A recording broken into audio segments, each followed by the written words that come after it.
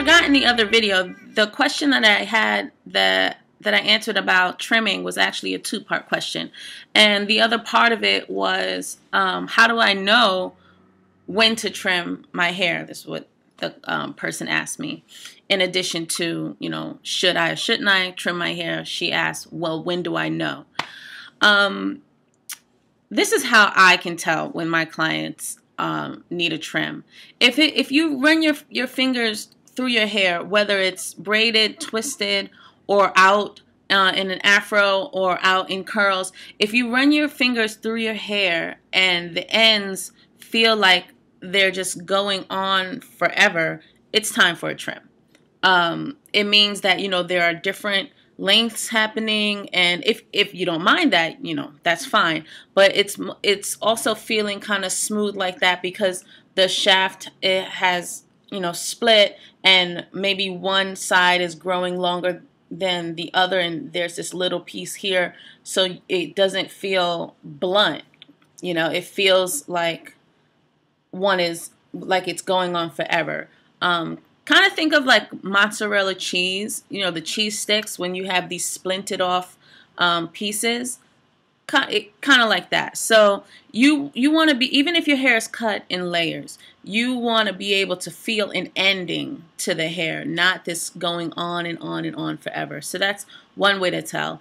Another way to tell is if just looking at the hair, you can kind of see that you can kind of see through the ends. You know what I mean? Like even when if you wear it straight and you can kind of see through the end, if it gets like thick and then starts to get like see-through, it's time for a trim. And if your hair is out in an afro and the ends of it are like dull and kind of see-through too, it's time for a trim.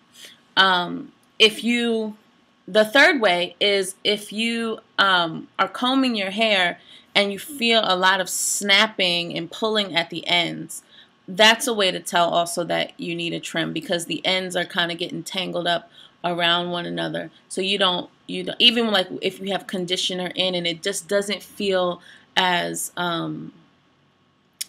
it doesn't feel as cooperative, you know, as when it's freshly trimmed and there's blunt ends and you can just work your product through, and you know, there's a difference. It's like snappy or clingy or more tangled at the ends. It's time for a trim.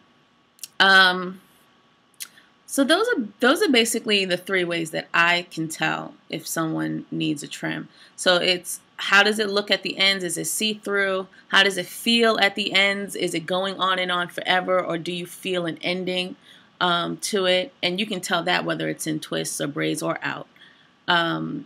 And you know, when you comb it, is there a lot of snapping that happens at the ends?